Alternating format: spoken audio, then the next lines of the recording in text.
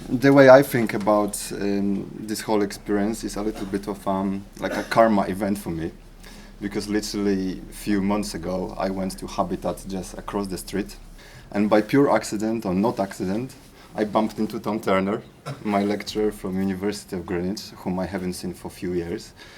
And immediately we started talking about Drukgyal Lotus School project. And Tom asked me if I would like to go to the Himalayas for 3 months. And I said, yes! And it wouldn't have happened if not the generosity of my boss, Martin Kelly, who allowed me to do so. And right now I'm going to show you a film what happened within these 3 months. First of all, I went to Delhi. From Delhi, I went to Shea. And it was a little bit like landing on Mars, on a completely different planet, completely different landscape. And as Tom mentioned, that's the very harsh, arid, almost desert-like environment with very sparse vegetation accumulating along the water bodies, along streams. And it's obviously very different from what we are working here. And that's the location of the school at the foot of the mountains, which are undergoing a very heavy erosion, and that causes us a lot of trouble, which I'm going to talk about later. And within the first 2 weeks, we went from the altitude of 3,500 meters to an altitude of 5,000 meters to collect the stone from the nearest location, which is in a distance of 125 kilometers from the school grounds, and it's 250 kilometers both ways.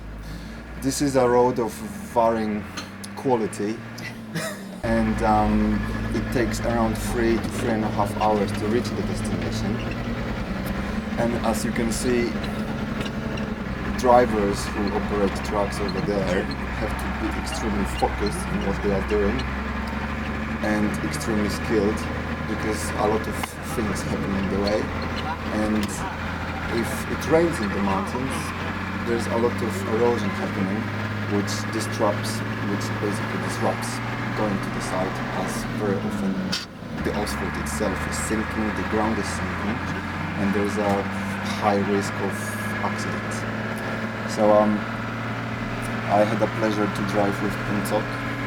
Puntok is a driver from the school, and at some point he had to turn a car on this sort of road, basically, to go to one side and then to come back. And I have to say, I was saying my head nervous, as I didn't know if I will make it through.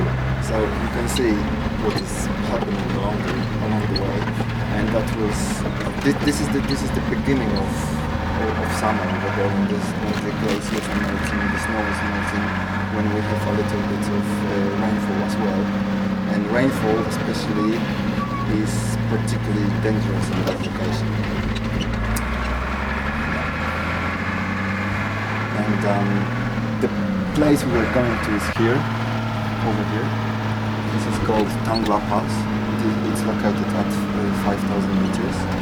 And then we went to site, which is located approximately 200 meters down. And you can see here a digger and a group of people that are constantly maintaining these roads and enabling people to pass from Shea to Manali, which is approximately 400 kilometers, 600 kilometers across the mountains. They live there, they sleep there, they live there for several months, and it's a very, very, very hard work. Once I read an article in National Geographic about people who work there, that if they lay asphalt, they do not live longer than 65 years, because working at that altitude and in this environment is particularly harmful for them. That's the extraction site. So what you see here comes from blasting of the rock in the mountains, as in order to build a road you have to blast the mountain, and then the material is laid on a slope, and it was ready for us to be collected. So when I arrived over there, my task was to specify what sort of stone are we using. I had to specify the thickness, I had to specify dimensions, I had to look at the mineral composition of the stone. And literally for 2 hours I was handpicking this, and that, and I was passing on to people. But then I realized we have only 1/3 of a truck and we have only 3 hours to go. So then we started collecting stone in a more, let's say, relaxed manner. But on site, we have stonemasons who are helping us to cut the stone and to trim it to appropriate sizes and to lay that. Because the whole process is quite long. You start at 7 in the morning, you go for 3.5 hours in the mountains, then you spend no more than 3 to 4 hours to collect it, and then you come back for another 4 hours. This is a whole day, and we managed to deliver 32 trucks over a period, I think, of 3 weeks. So it's being done day by day, and it's very, very hard work. And by filming that, don't understand me wrong, but I wasn't helping them. I was working with them. And I noticed one thing, that if I sit down, they were sitting down. So I understood that however tired I could be, however difficult it was, I had to work with them. But I have to say that these people are much stronger than we are. So I have to say that after 3-4 hours of work over there, I was completely exhausted. Because not really about lack of physical fitness, but because of altitude. These people are accustomed to altitude and to working at this height. And for example, Lundup, the JCB operator, when he had to check something up the mountain, he was running up the mountain. I was crawling up the mountain, and Lundup was running. And Puncok, the driver, once felt sick. And he said, guys, I have to get off from the car, I'll meet you down at the foot of the mountain. And he literally ran down 600 meters down, and he felt bad.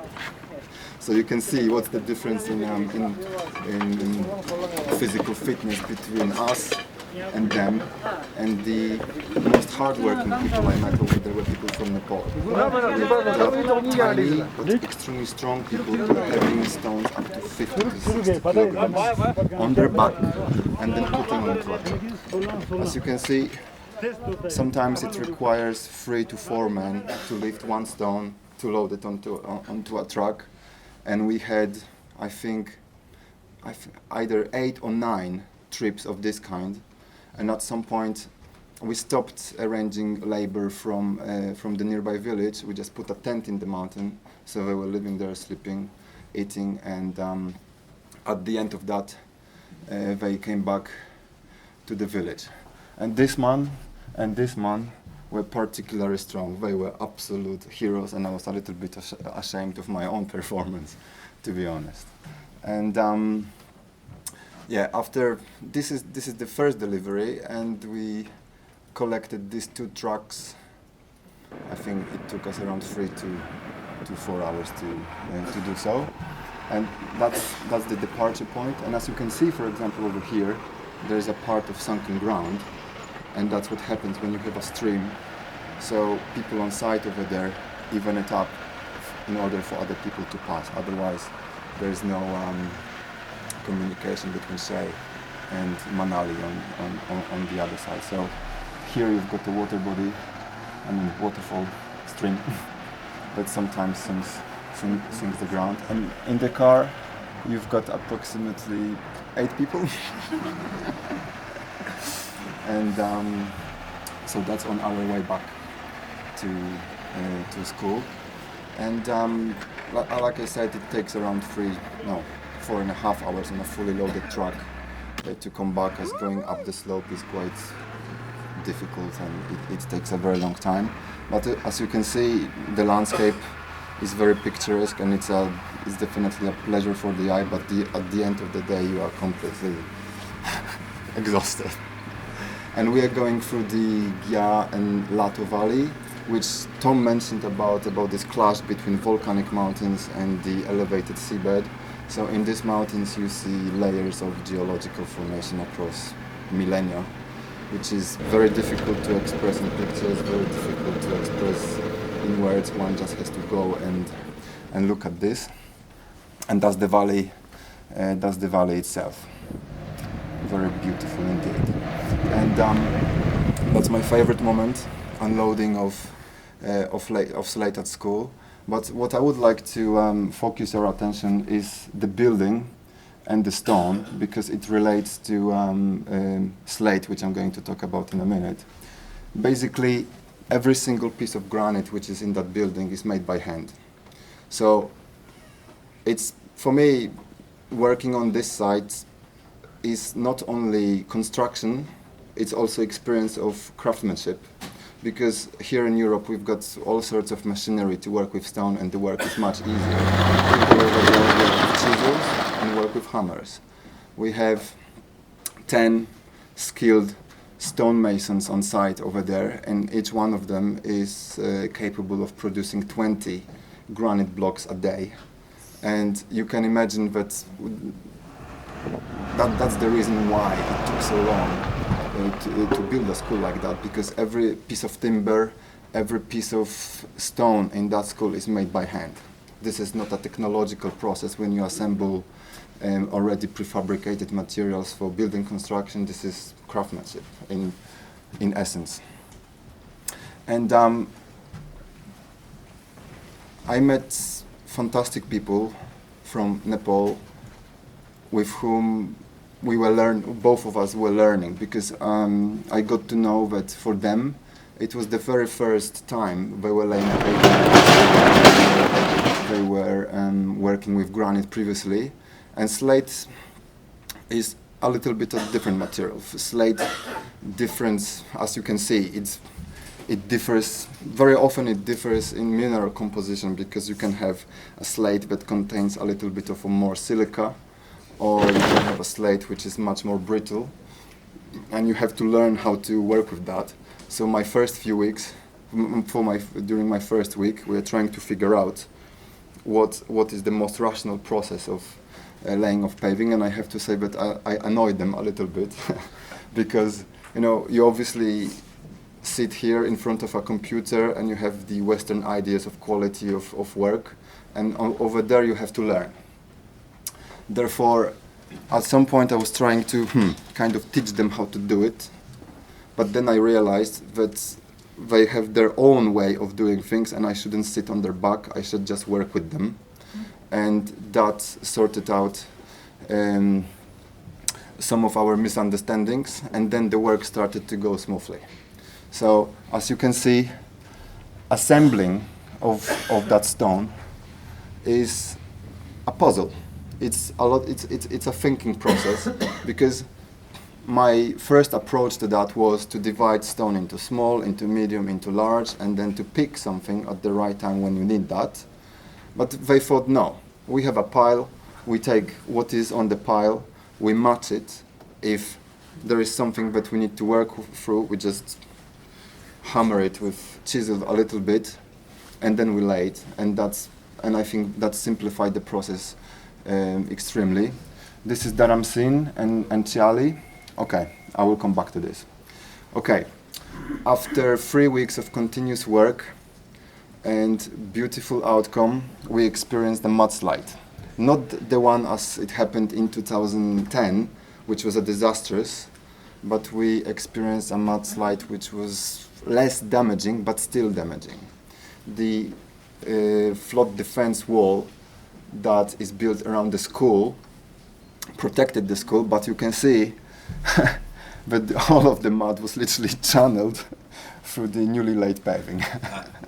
One of the most important construction decisions that we took in the beginning was to create a kind of what I call semi-flexible paving, which meant to put a little bit of mud, lay stone on top of that, but glue it with cement, because that enabled the stone to stay in place when the water and the mud ran over that. And it was a good decision, as at this time we do not have sufficient funds to build a granite edging that should run over here to keep it in place, right?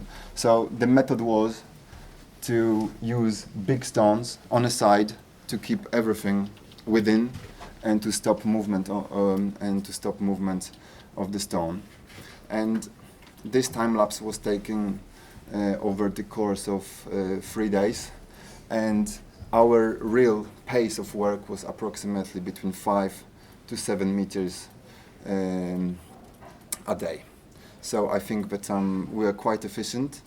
And after we finished, I calculated all the areas that we paved so far, and I think that right now, with all the new bits that we did in the end, we came to around 900 square meters. So I think it's quite a big achievement in relatively short time, considering the method of work that we had. And now I would like to present you the team I had the pleasure to work with.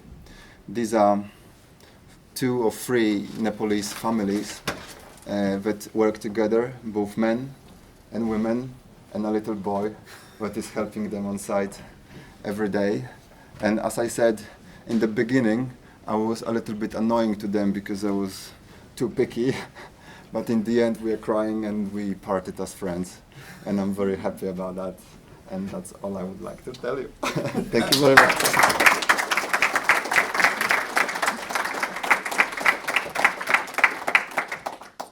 Well done and thank you. Well done. Yeah. Thank you both. That's the boy.